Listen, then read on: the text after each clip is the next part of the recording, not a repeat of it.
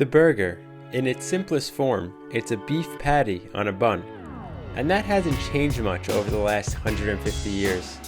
But the impact of that burger is more significant than one might think. It is the meal that built America and is historically championed by the working class.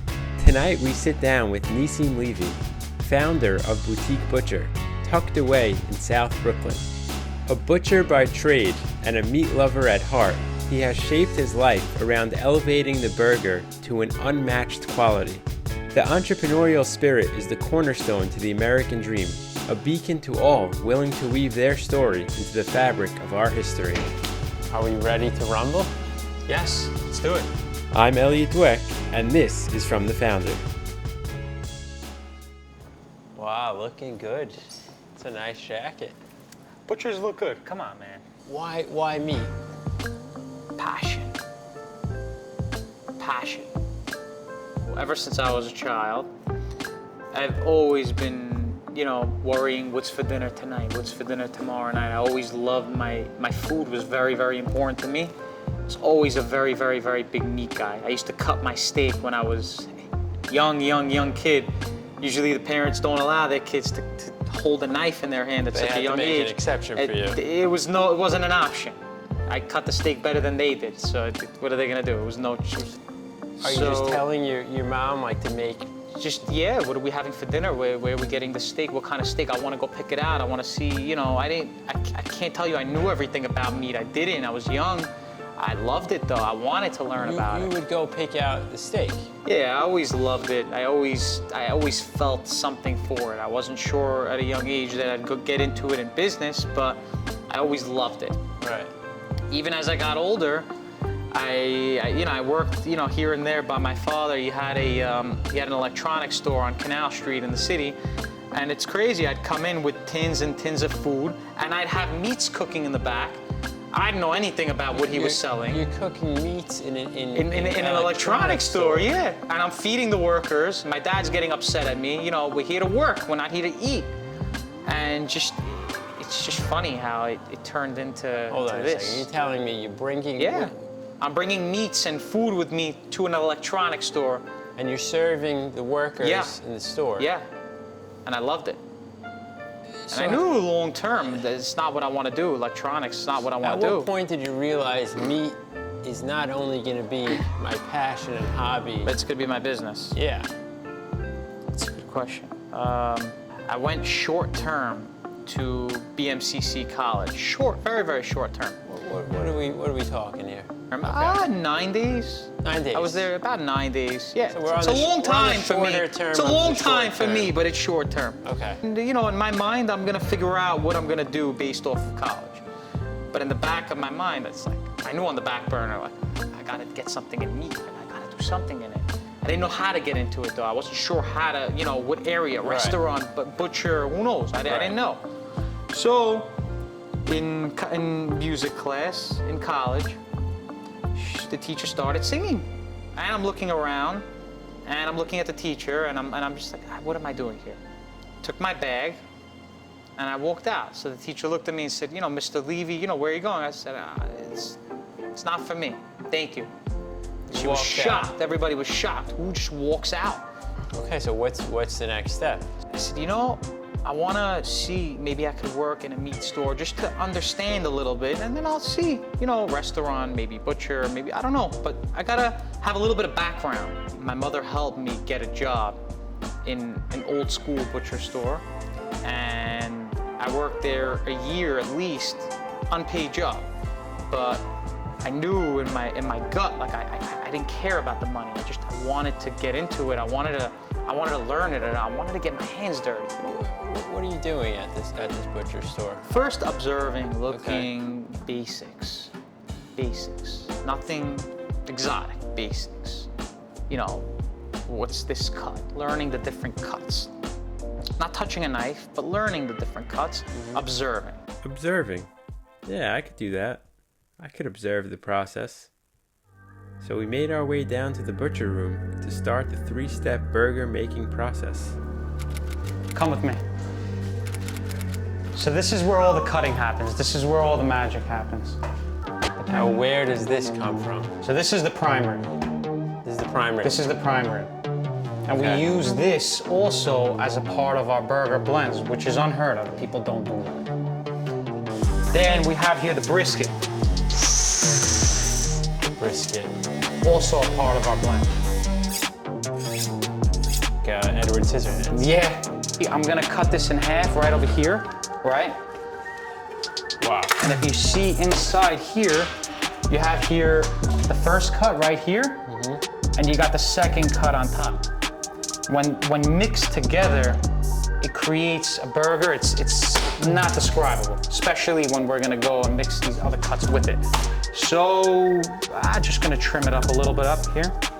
So now we're gonna cut this up. And we're gonna put it right over here. I started to get the feeling that step one of the process is a lot of chopping. So we chopped and we chopped some more. And by we, I mean, he really chopped and I just watched. You can't get this flavor just by taking somebody's trimmings. You know, like here. So we have a crazy blend going on here. We have prime rib, we have brisket, we have short rib, we have the best part of the prime chuck. We have a blend here. It's special. You're telling me you're not an average butcher? No. You didn't look like one. No.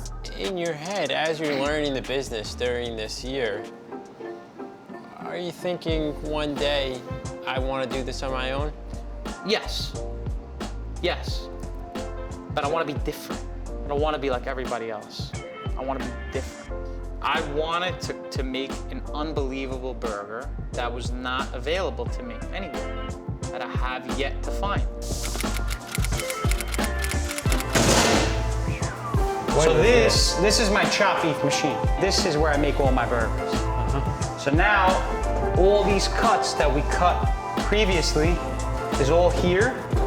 Just move them around so we have a nice even distribution. And we're gonna run it through the chop beef machine.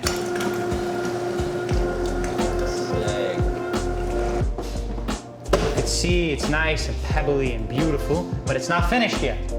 Now we have to run it through a second time. Gently toss it, just to evenly distribute the cuts. And now you're getting your spaghetti that you were asking about in the beginning. Now you're getting the final grind coming out. You could look right over here. So now what we do is we have our mold, right?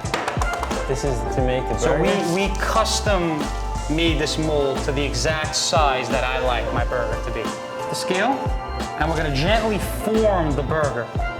See all the separation, the pieces. This is a steak in a bun. This is not your average burger.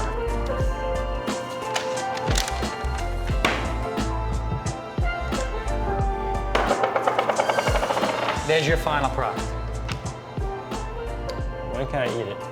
I'm gonna go make it. All right, let's do it. From the beginning, I wanted to find my niche, you know, something different. I don't want to just open up another butcher store that's the same like everybody else. So I said, you know what? I could make all these different, I can experiment with different cuts of meat and see what kind of flavors, different flavor profiles I can get from it. And from there, I said, you know what? I'm gonna do something different. I'm gonna start to play around with it. I rented an apartment just to work. I started to sell them out of that apartment, you know, not much, to a few people here and there, just to get feedback, really.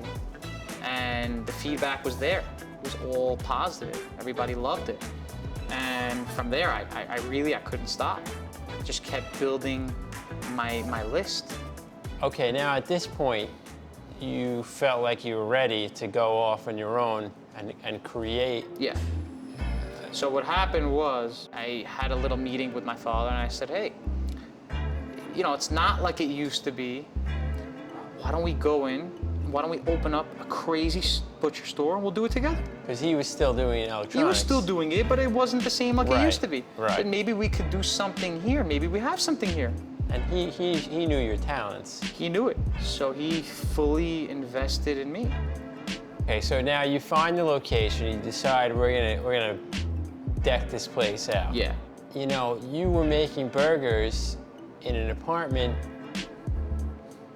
It's not exactly the same as customers coming in. No. This is completely filling different. freezers. It was really when we initially opened. This was. It's like you get thrown into a ring and you have professional boxers. We didn't open up to everything being on the shelf. We opened up with no shelf. We opened up with that one piece of meat on the shelf. And I didn't personally know how to handle every aspect. And then you adapt, and then you put this, and then you put that out, and then you adapt, and you keep adapting. Right. What I want to know is what makes you different than anyone else? Okay, so for me, I'm not just in this as a business. For me, it's my passion. So if something isn't perfect and I don't want to take it home for myself, I'm not giving it to a customer, and it's not leaving the front door. It's not leaving. If I won't eat it and I won't take it home for my family, it's not going to another family. Right. I stick to that. It's very, very, very important to me. I'm all about quality. So this is it. This is it. The final destination. This is the masterpiece. Is we're gonna lay this beautiful masterpiece down. You're gonna hear it sizzle, just like that.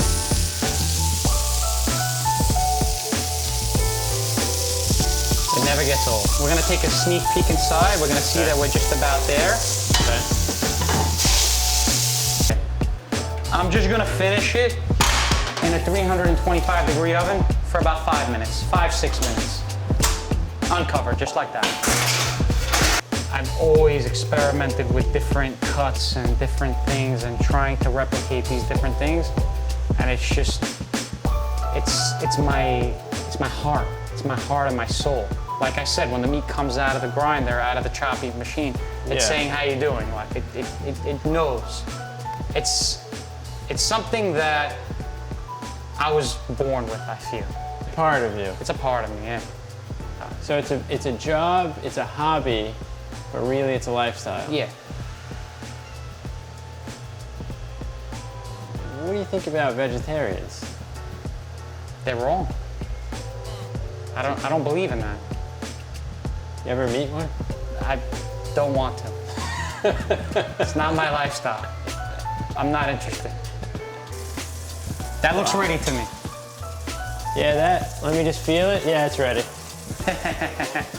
So I'm gonna pull it out.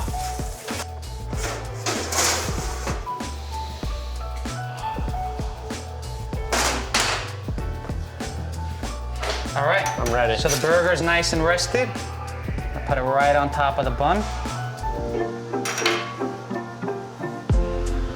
You ready? Go for it. You let me know what you think. You were involved in the making.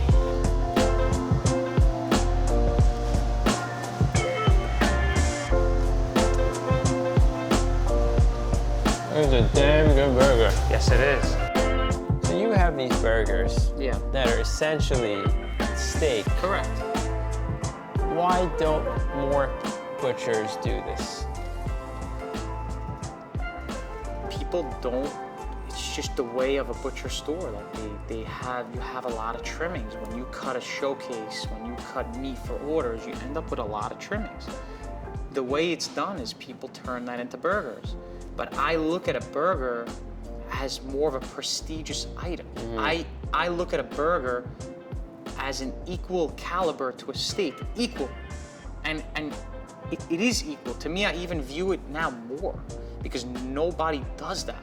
And I've taken crazy cuts of meat and turned them into these ridiculous burgers. Whereas everyone else is taking the scraps. Correct. That's a little weak. Yeah. So it's prestigious to me. Could you see yourself doing anything else? No. No. No. It wouldn't make me happy.